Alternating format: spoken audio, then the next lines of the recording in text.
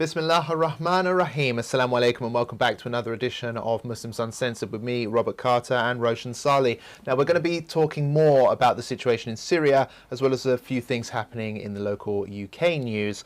But of course, everyone is thinking and talking about Syria as the situation continues to evolve and escalate and change day by day, hour by hour. I suppose some of the latest things that have happened in Syria, apart from what we've already discussed in previous talks, is the tomb of Hafez al-Assad, the former dictator, the father of Bashar al-Assad, has apparently been burned down. Footage that has gone viral on social media appears to show the former tomb of that tyrant, that dictator, has been totally and utterly demolished. That's something which is going viral right now. Also, of course, the Palestinian group Hamas has publicly expressed congratulations to the Syrian opposition for ousting Bashar and ending the Assad rule from Damascus over Syria.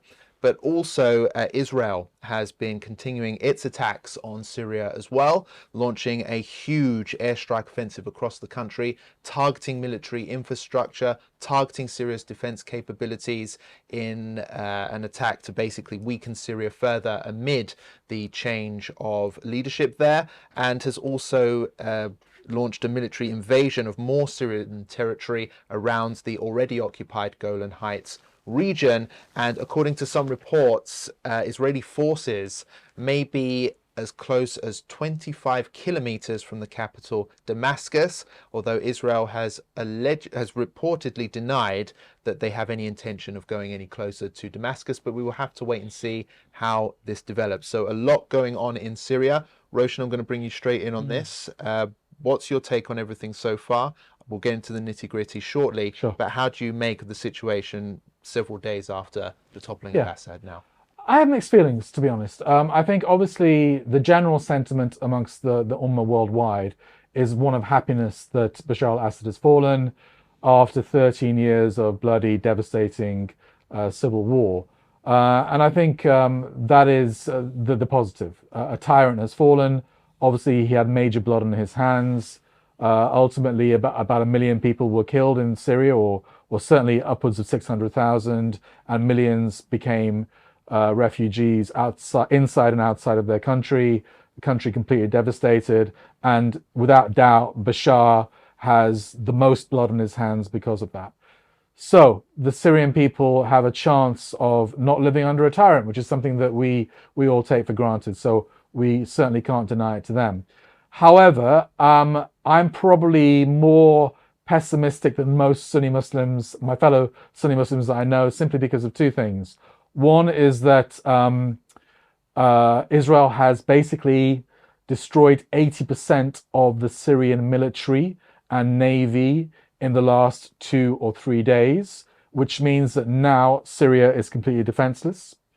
And that is something that obviously Israel wants. It doesn't want any Arab or Muslim army existing in its vicinity. I'm also concerned about the future of Syria, because it's not just HTS that is. It might be the most powerful group at the moment, but there are many other groups. So the Kurds, they're the more secular forces as well, backed by the US, backed by Jordan and other countries as well. You have also ISIS still prevalent in certain parts of the country. You have an American occupation in the east as well.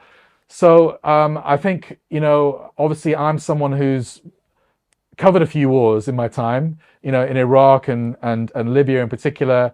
And when I think of, a tyrant being removed in those two cases, but what happens afterwards, it doesn't fill me with enthusiasm. The final thing I would say is that it's now become pretty clear to me that, unfortunately, I have to put this in quite stark terms, Israel has won the war. And Netanyahu is the king of the Middle East at the moment.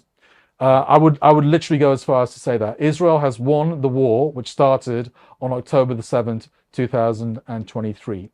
And they have destroyed the resistance axis. They have delinked Lebanon from Gaza. They can do whatever they want in Gaza. They can do whatever they want in Lebanon. They can do whatever they want in Syria.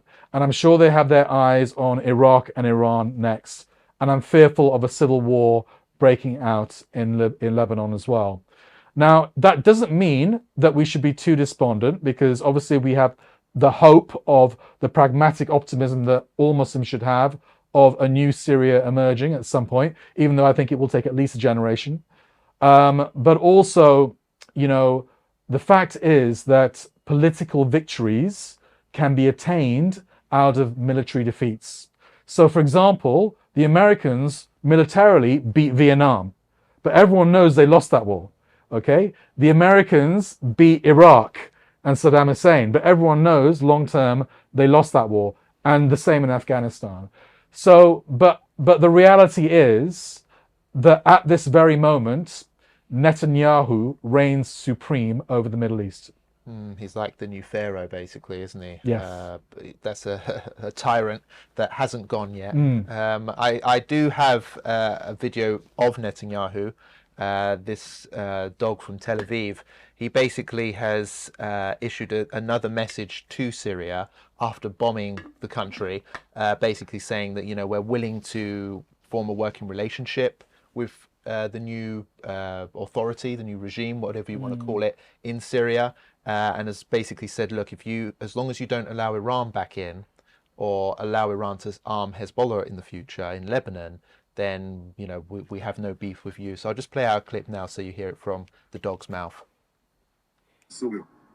אבל בפירוש יש לנו כוונה לעשות מה שצריך לדאוג לביטחוננו. במסגרת הזאת, אני השארתי לחיל האוויר להפציץ יכולות צבאיות אסטרטגיות שהשאיר צבא סוריה, כדי שאלה לא ייפלו בידי הג'יהאדיסטים. זה דומה למה שחיל האוויר הבריטי עשה, כשהוא הפציץ את הצי של משטר וישי ששיתף פעולה עם הנאצים, כדי שזה לא ייפול בידי הנאצים.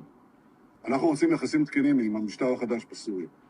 אבל אם המשטר הזה יאפשר לאיראן לחזור להתבסס בסוריה, או יאפשר העברת נשק איראני או כל נשק אחר לחיזבאללה, או יתקוף אותנו, אנחנו נגיב בעוצמה.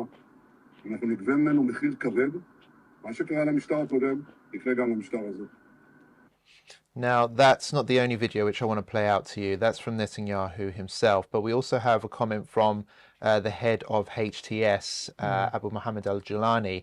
I'll play it out now. This is comments that he issued, which Sky News picked up, which was about whether there'll be any more conflict in Syria towards anyone or in any way, shape or form.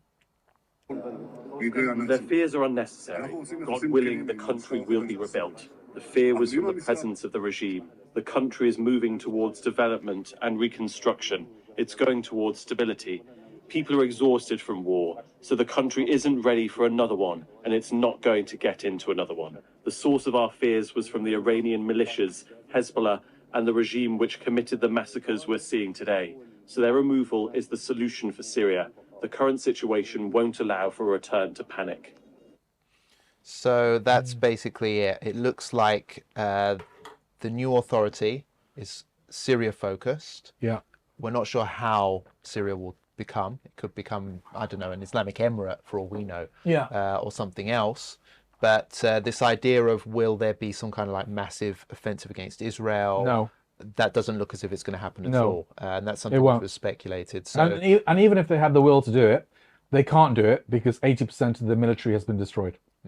Now, obviously, that doesn't mean that there couldn't be some kind of military confrontation. Because, I mean, the Taliban in Afghanistan didn't have major anti-air defense, as far as I know. They fought from the mountains, from the hills, and they continued that offensive. So they could have simply said, well, we're going to stop fighting, but they never did. It was a long affair. No, but that's because the Americans were occupying their country. Israel's occupying Syria?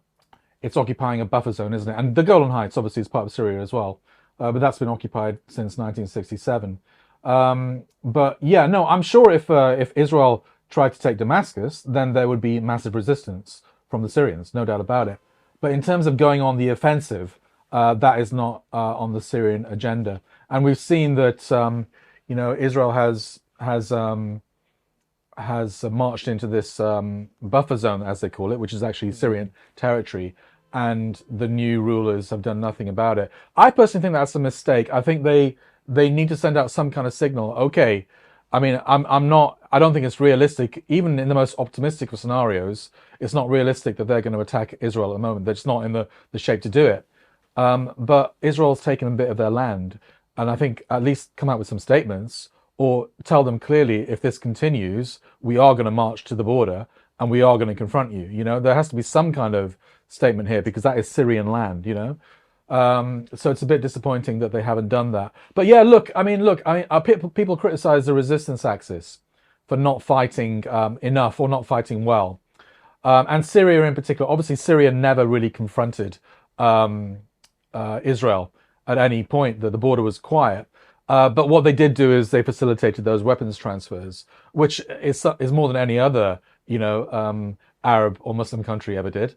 So it's something, right? And obviously that's what really annoyed the Israelis. And also, while the resistance axis existed in that area, Israel didn't destroy 80% of because they knew they would get some kind of reaction. Whereas now there's no reaction. There's no reaction from Hezbollah. There's no reaction from Iran. There's no reaction from Syria or anybody else. So Israel reigns supreme over the Middle East at the moment. And Turkey ain't going to fight them. I mean, Turkey's the only other power, but they'll probably try and find a way of destroying Turkey at some point as well. But yeah, Turkey is the only possible impediment to their regional ambitions, because Saudi Arabia would probably sign MBS is just a traitor, and he would sign a normalization agreement tomorrow if he could, if it's politically apt to do so.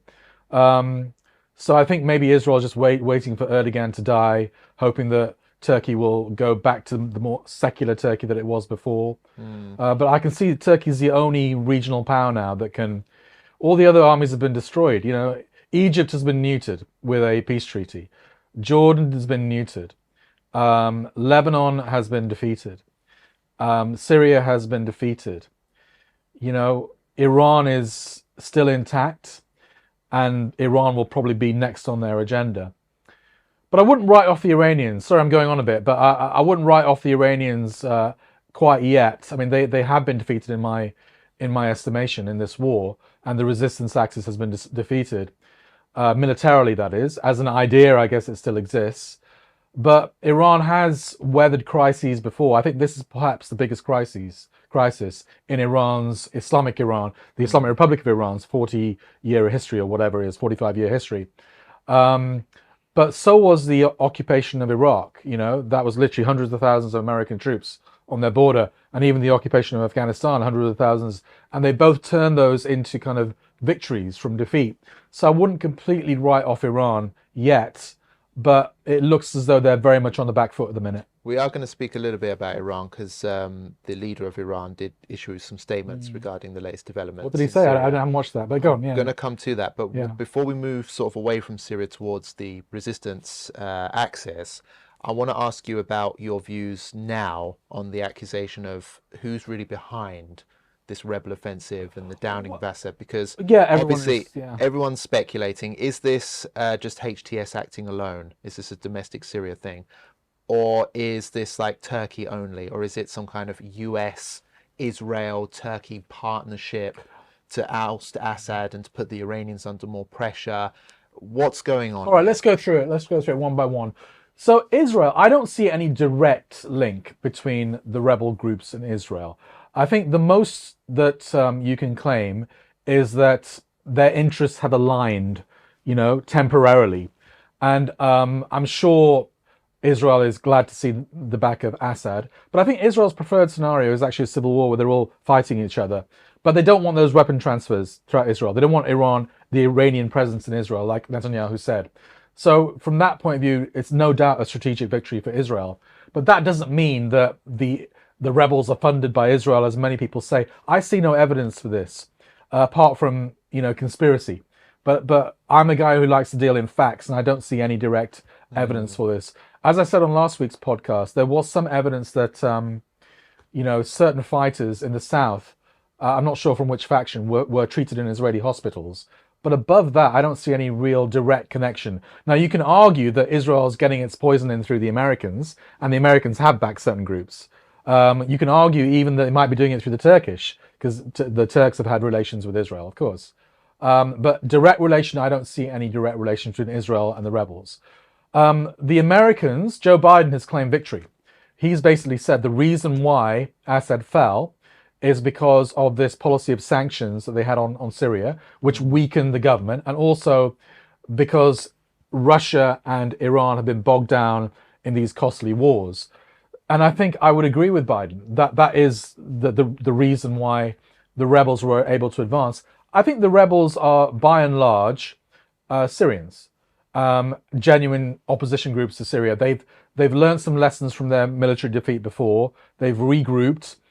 Obviously, I think the HTS are getting some Turkish help there because ultimately wars are not fought with du'as and prayers and sentiments and feelings alone. They're fought with weapons, with money, with intelligence, with logistics. So it's obvious the Turks have helped. So this is a victory for Erdogan. But they aren't the only rebel group. In the south, these guys were US funded, right? And Jordanian funded. So I think they seem to be the strongest rebel group. But whether Jolani can become president, I'm not sure. Maybe he'll be the strong man without becoming president, because obviously he's on the terror list. I don't see that they're going to take him off the terror list anytime soon. I think it's being contemplated. I mean, there was a headline on the BBC, the UK is kind of reevaluating whether this should be the case or not. Maybe it's going to change and adapt. So I think let's see what happens. It feeds into this conspiracy that this was a Western operation to basically oust Assad and to undermine the Iranian. I think everyone is. No one likes nuance, Robert, these days. It's black or white. That's why I've never really liked talking about Syria, because whatever you say, if you introduce a bit of nuance into the argument, then you're either Al Qaeda, ISIS, or an Assadist. People, they're not very fond of nuance when it comes to this topic. It's very, very black and white. And I've always been someone who's quite fond of nuance through my experience of war reporting and whatever. I rarely see things in black and white terms, unless it comes to Islam, and then I do see things in very black and white terms. But when we're outside of when we're talking about politics, I think a lot of it is murky and grey areas. Yes, I agree. Now we are very close to talking about. What are your views, Robert? But you haven't expressed your views. Well, I don't know if you can't prove either way at this stage. You can only speculate. I have to say, I think that there's basically a big amount of pressure on Syria now, the opposition, the rebels, whatever you want to call them. I think I understand the argument that they need time to launch a jihad against Israel at this stage would be suicidal. It's hard to see how that would end well. So I think what I've seen from Jolani, and I don't know, I haven't met him personally, and I haven't followed his career ever since he first appeared on the Middle East. But my gut feeling tells me that he's a savvy political operator and a bit of a he's willing to evolve and adapt. Gone through a makeover. So he's gone through a massive makeover, and he seems like the kind of guy who knows how to win, even if it means making tough choices. So could he be the kind of character who for now will make the right decisions for now, possibly even meaning to take away sanctions, get Syria up and running again, will work with the West, but then become a bit of a Gaddafi kind of figure, like he'll then later on, during a time of strength, take on the West a little bit, become a bit of an anti-imperialist figurehead in Syria. I mean, obviously, we all hope and pray to see a religious Syria, some kind of like Islamic emirate that will also be anti-imperialist as well. But how the Syrians could possibly achieve that at this stage, when they're probably going to have to, because if you don't rely on the Americans and the West in any way, shape or form, you have to go eastwards, don't you? You can't just sit on your own anymore because you'll just be sanctioned from all corners. So Russia and China are not an option, because obviously he hates these guys because they've been killing his brothers and sisters for years. Can't go to Iran either for the same reason. What's he going to do? And I just don't have any answers to that. I think that obviously he's going to rely on Turkey. I think this is a Muslim Brotherhood thing that it's going to turn into. I think this is going to be a Qatar-Turkey relationship with Jolani in Syria. I think it's going to be a brotherhood type of thing that we're going to see in Syria now. But yeah, how that will play out. Will they actually, they'll have to support the Palestinian cause eventually. How can Jolani and the religious Syrians take over, finally oust Bashar, and then not do less for the Palestinian cause than the resistance has done? I don't see how that's a situation that can be maintained for a long time. A year, 2 years, 5 years. After that, people are going to be like, when are you helping the Palestinians? So I think that now that they're saying we're a religious opposition, we ousted this Alawi, this non-Muslim tyrant who's been killing Muslims for years. Okay, well, if you're going to stand by Islam here and say we are Muslims and we're fighting for Islam in Syria, well, that's a big responsibility. That's a big responsibility, because if you have arms and the ability to fight for Islam and you say you are Mujahideen, then you're right next door to Syria, buddy. Yeah. You're right next door to Palestine. I just feel something about that. I think we have to. You see, our focus has gone from Palestine to Syria now, hasn't it? I feel very sorry for the Palestinians. They're all alone. Yeah. They're completely alone, and the Ummah has abandoned them. For one reason or another, the Ummah has abandoned them. Yeah. And we can criticize the resistance axis for not fighting hard enough or for losing, but the fact is they fought. Okay. And no other Muslim country lifted a finger. You know, what did Turkey do?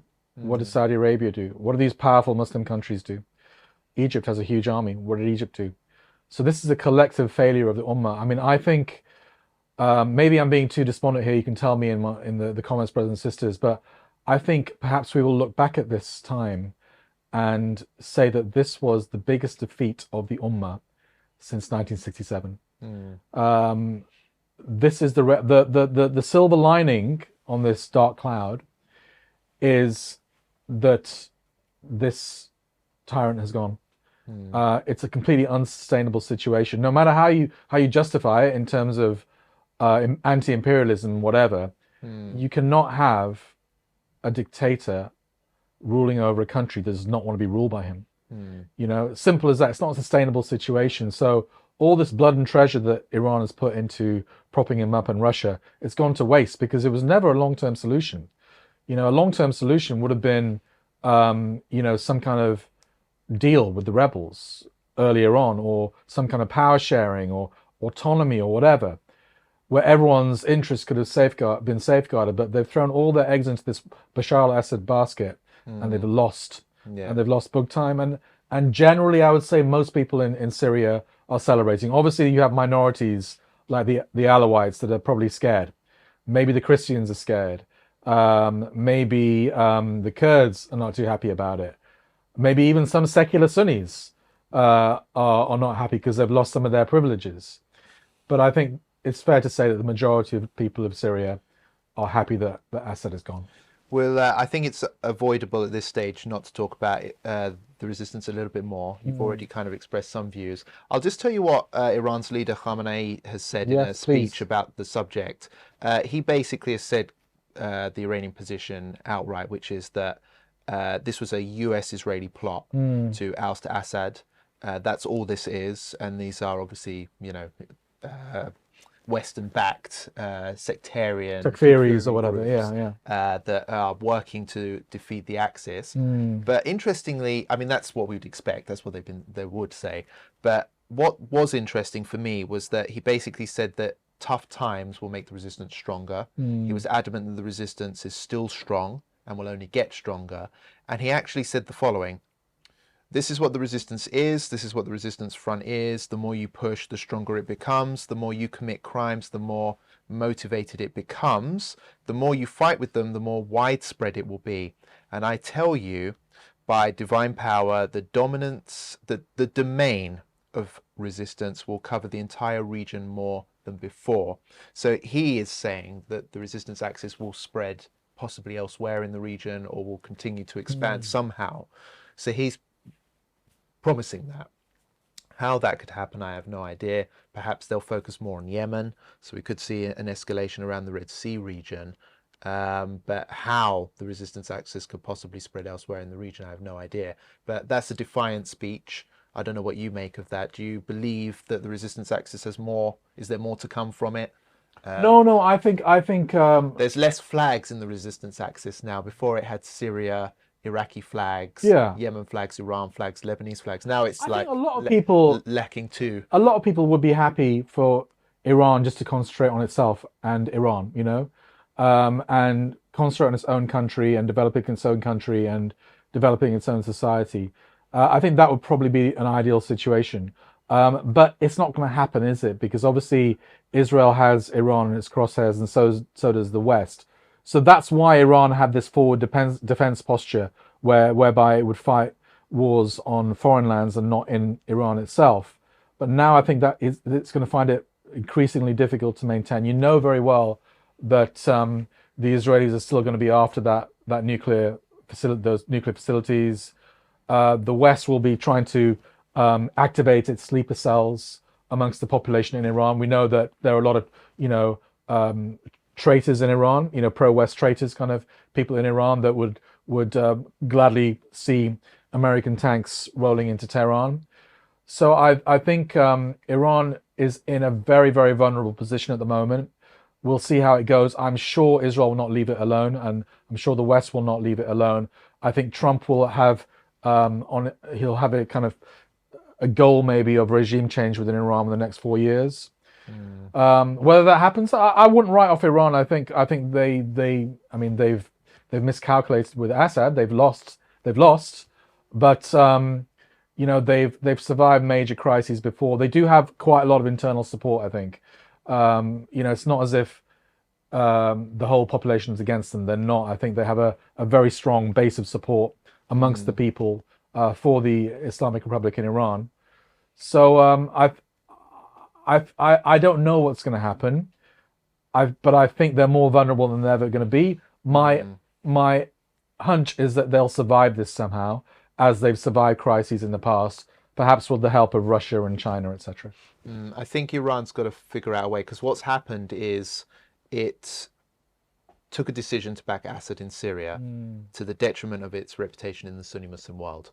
That's clear. Yes. And it's suffered as a result of that ever since. The benefit was that Iran pulled out a victory. So it still had this important country, Syria, in its sphere of influence. So although it took massive backlash, and still does, they won, but not anymore. They won, but now it's all negative with no gain whatsoever. They have no gains from this decision. Do you think in hindsight it was a mistake now?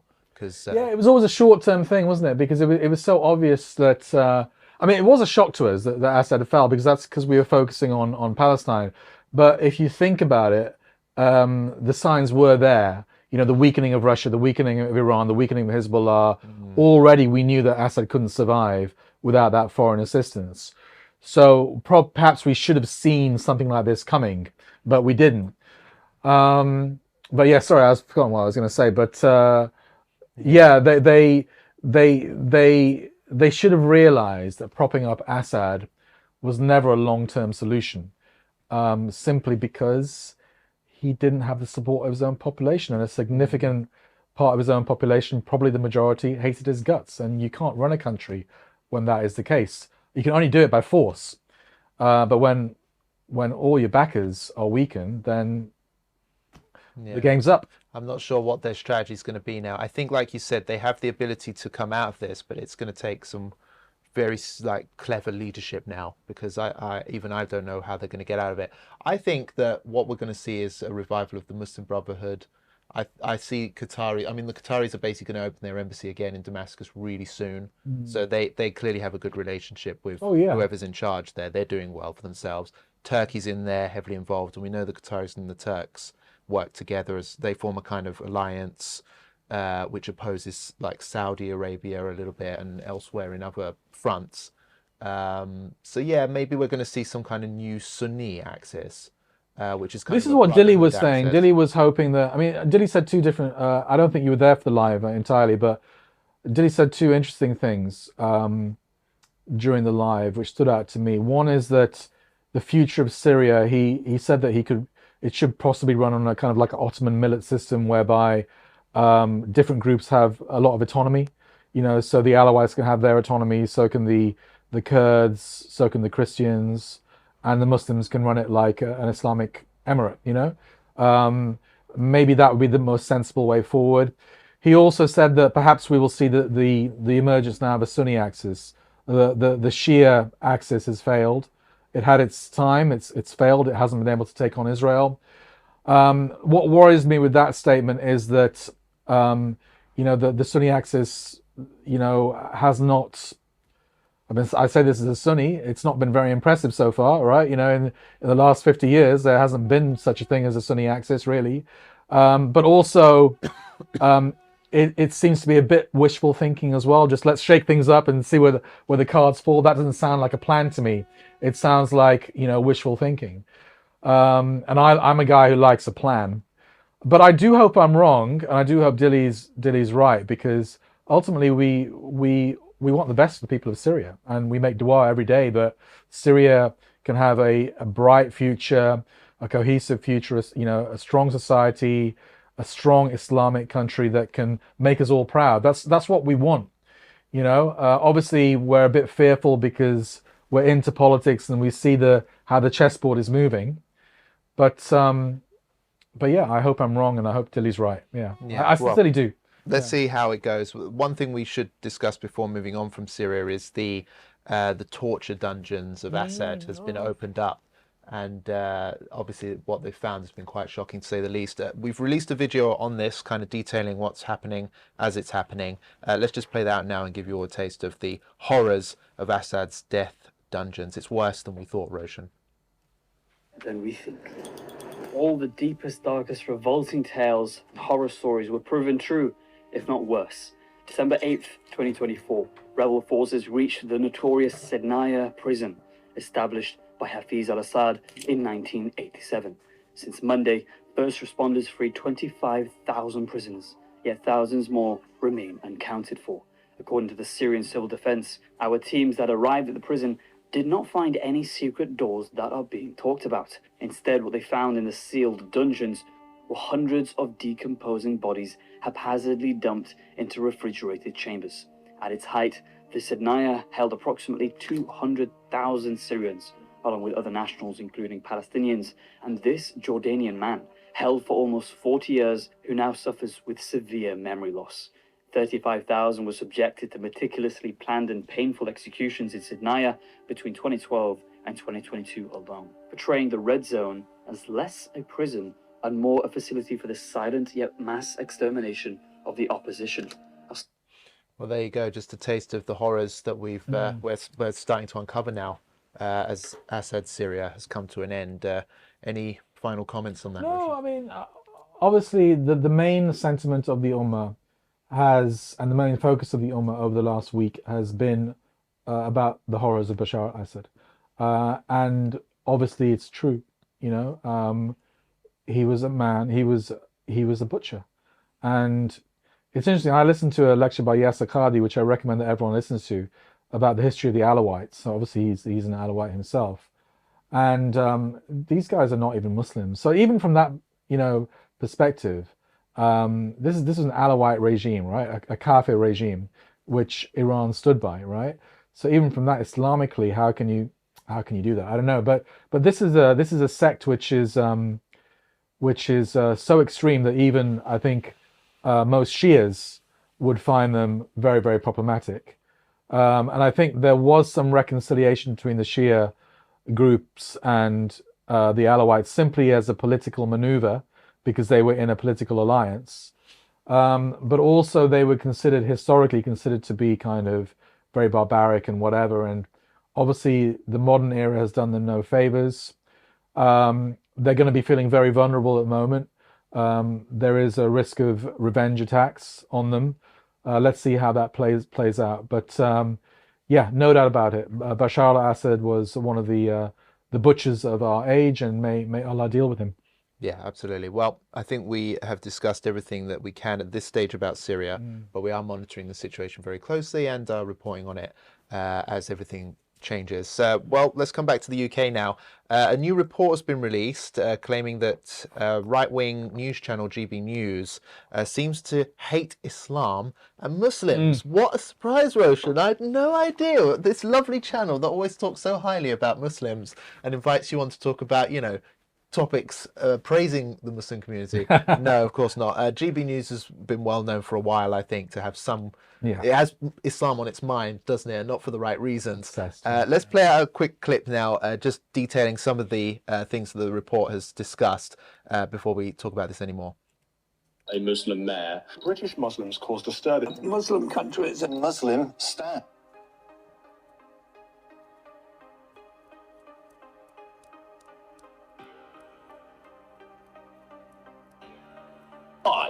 Because the worst thing you can do in British society is offend Islam. It could be looking at the gradual Islamification of our country.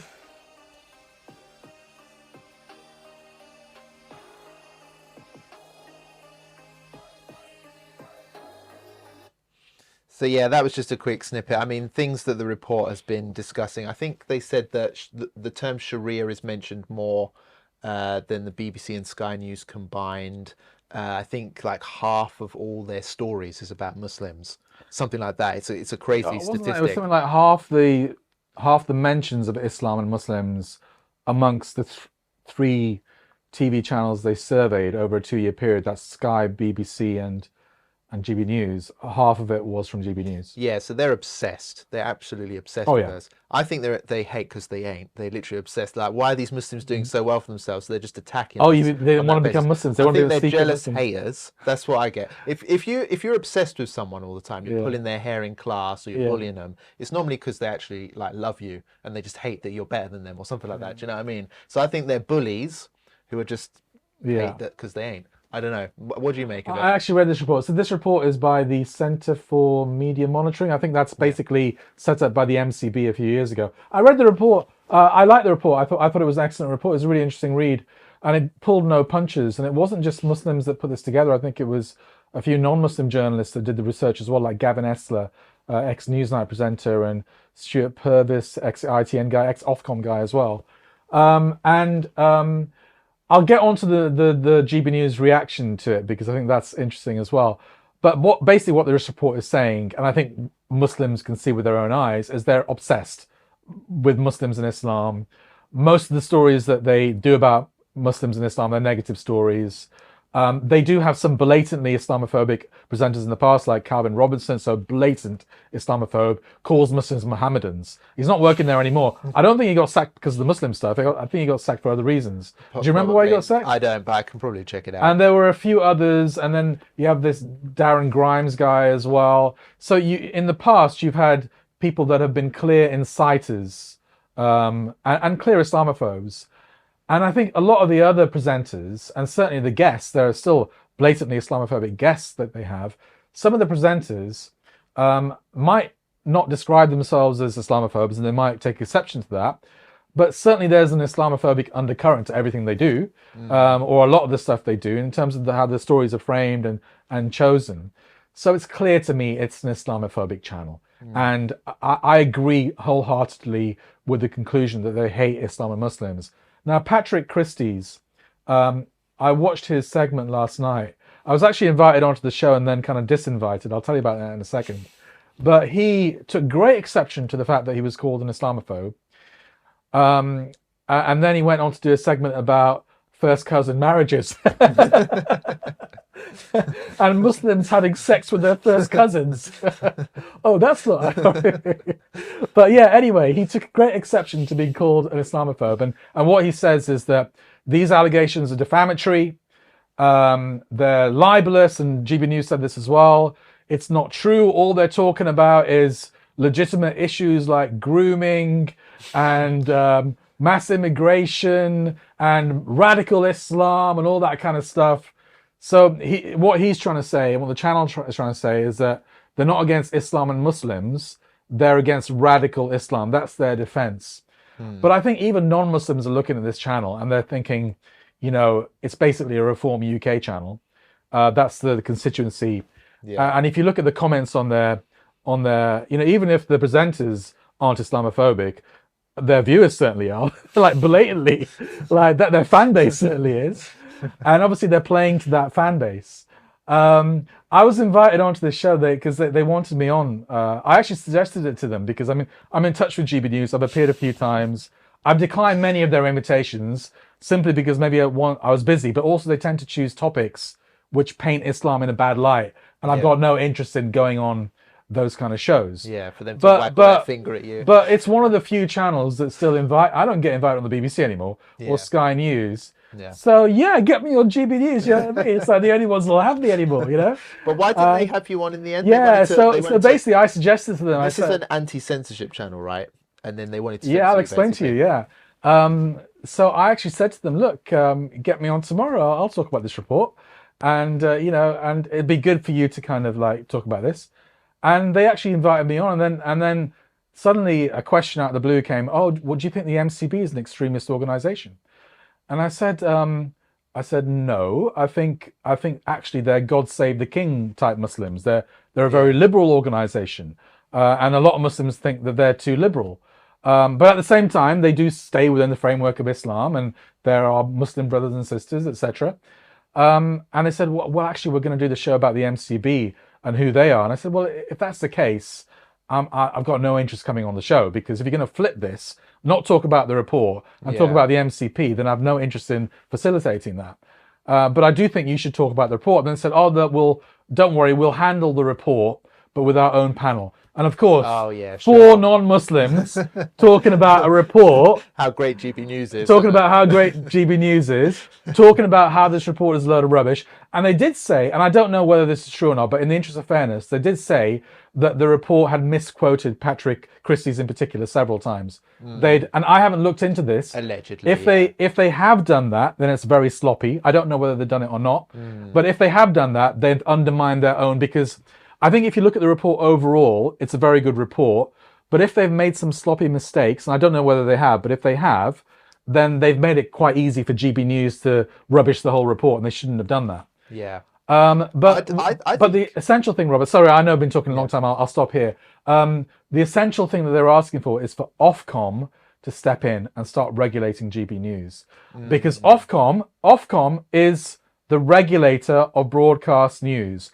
They have never in their history made one breach, they've never found anyone in breach of Islamophobia. Now, you and me know, and all the viewers know here, that Islamophobia is rampant across British TV. Yet Ofcom, which has found many channels in breach of anti-Semitism, and I think even sectarianism against other religions, has never found any one channel in their history in breach because of Islamophobia. Now, I got in touch with Ofcom yesterday, and I asked them to respond, and they said, well, we've made 14 decisions against GB News.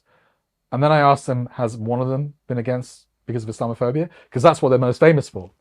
And I haven't actually looked in the inbox to see what the reply is, but I'm pretty sure the reply is no, or no reply whatsoever.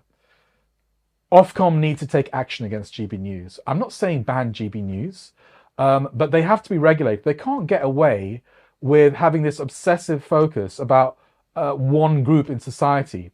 I believe that leads to hatred. And yes, I do believe that could lead to real life. If it hasn't already, it could lead to real life harm against Muslims.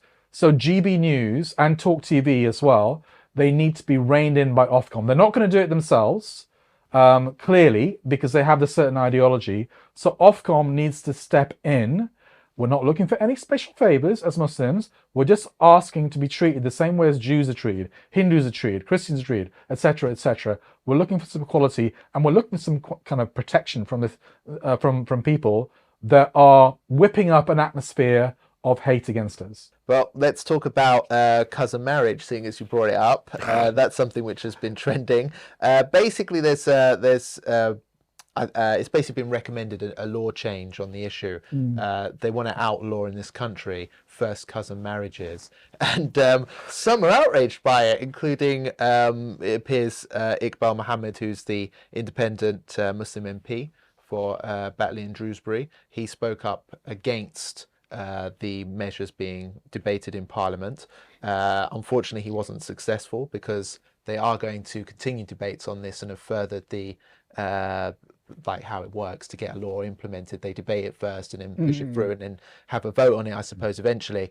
But Iqbal stood up. He stood up and criticised this move. Let's just play out a clip now and see what he said. 50% of all sub-Saharan African populations either prefer or accept cousin marriages, and it is extremely common in the Middle East and in South Asia. The reason the practice is so common is that ordinary people see family intermarriage overall as something that is very positive, something that helps build family bonds and helps put families on a more secure financial foothold.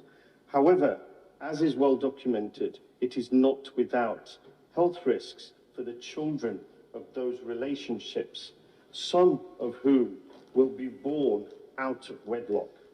Instead of stigmatizing those who are in cousin marriages or those inclined to be, a much more positive approach would be to facilitate advanced genetic test screening for prospective married couples, as is the case in all Arab countries in the Persian Gulf, and more generally to run health education programs targeting those communities where the practice is most common.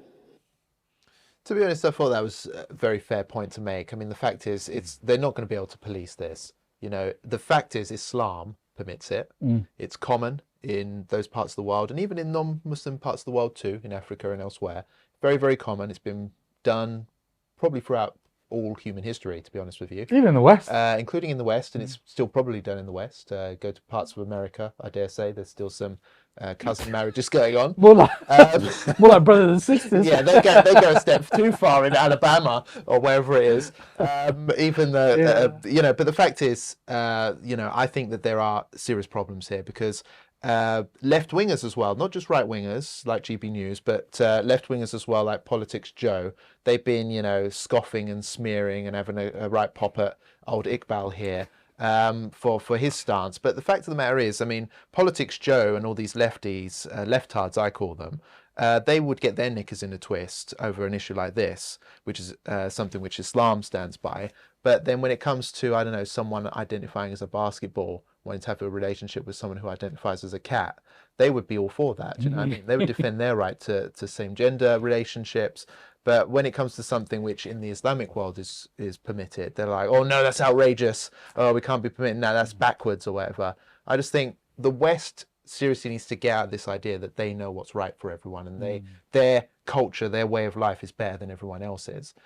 Because the fact is the West is in disarray culturally, and it's because of Western ills, and they can't even identify. There's gender confusion among their own population. Do you know what I mean? We don't have that. We laugh at them about it. So who are these critics of Iqbal Muhammad to think that, oh, well, our way's better?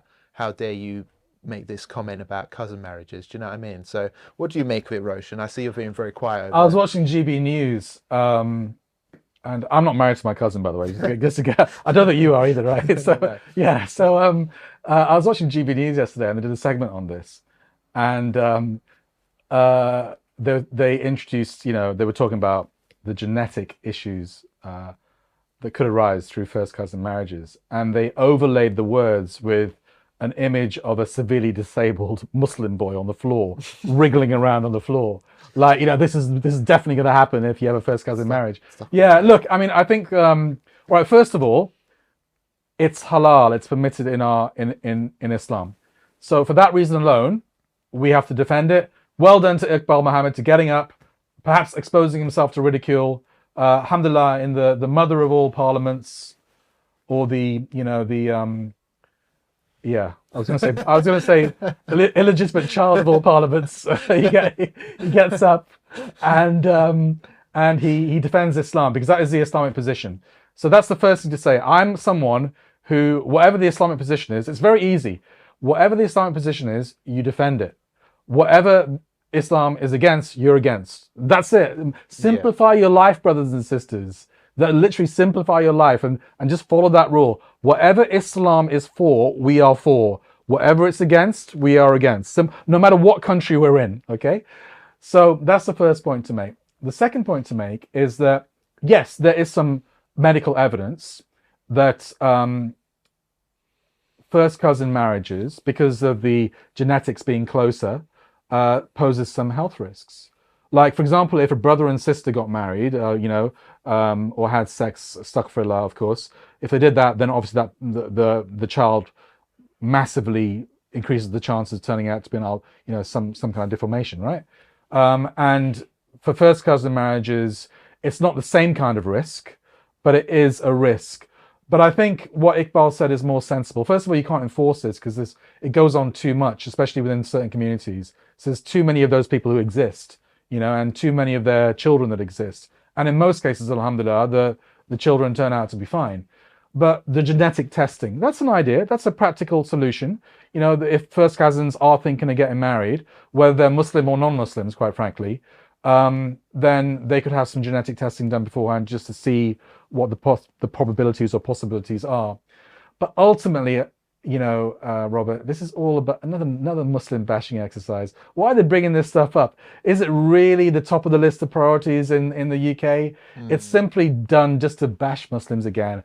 Every single issue that these right-wing nutters bring up is there to bash Muslims, and that's the agenda behind it. And quite frankly, Britain's got enough problems with, a lot of children in this country don't have fathers anymore. Where are their fathers? They've buggered off somewhere else. Do you know what I mean? They don't even care about their kids. Yeah. Let's address those kind of. These are real issues. Illegitimate children, broken families. These are the real issues. That's what needs a parliamentary debate. You know, first cousin marriages comes way down the list. Yeah, that's a good point. You know, because again, this is a thing which is going to be associated with the Muslim community, even though it's not Muslims that do this purely, but it is going to be associated with Muslims for a number of reasons. And it is interesting because like arguments will be made and have been made. Oh, it puts a strain on the NHS because some, health issues may arise here and there from this practice. But what, you're telling me that it has more of a strain than like STDs and weird things like that go around because, people are flinging it all over the place. Or abuse of alcohol, quite frankly. Yeah, abuse of alcohol. There's all sorts of problems that this country has, which puts the NHS under way more strain than what a massive minority community, occasionally marrying a cousin here or there. It'd be interesting. It's not like all Muslims do it even. It'd be interesting to get a scholarly opinion on this because obviously we know the halal and harams of it, but would, for example, a Islamic scholar give out general advice to the community that this is something that shouldn't be done systematically, because it's just not a good idea to do this systematically. Like some communities, as Iqbal said, because they want to keep the wealth in the family, the property in the family, they actually do it systematically.